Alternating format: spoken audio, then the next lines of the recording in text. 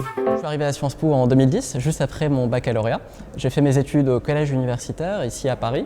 J'ai également fait une licence de droit à l'université Panthéon-Assas, juste à côté. Je me suis beaucoup engagé dans les associations étudiantes ici à Sciences Po, sur le campus de Paris. J'ai beaucoup fait l'association Sciences Polémiques, notamment le club d'oratoire de Sciences Po.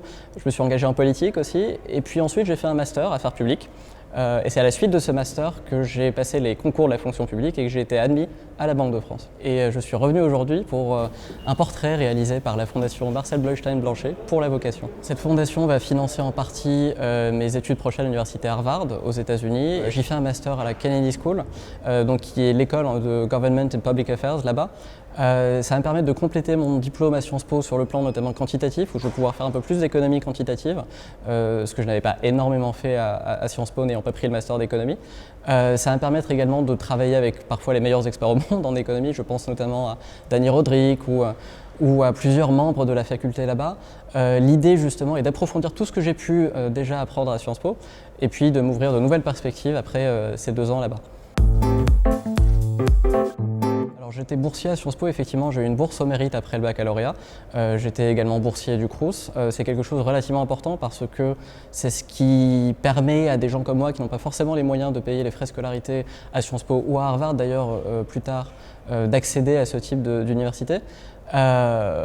Donc le financement là, par exemple de la Fondation de la Vocation ou même partiel d'Harvard est quelque chose d'absolument essentiel, comme l'a été d'ailleurs celui de Sciences Po quand je faisais mes études ici.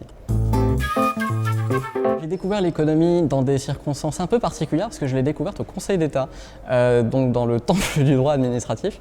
J'ai eu la chance en fait de pouvoir écrire avec un conseiller d'État l'étude annuelle sur l'action économique des personnes publiques et c'est là que j'ai pu mesurer en fait l'influence que pouvaient avoir les politiques publiques sur l'économie. On était aussi en 2015 en plein milieu de la crise de la zone euro avec le plan d'aide à la Grèce, etc. C'est quelque chose qui m'a fasciné. Je me suis demandé si je pouvais pas faire plus de ce point de vue-là et c'est ce qui m'a motivé à passer le concours de la Banque de France.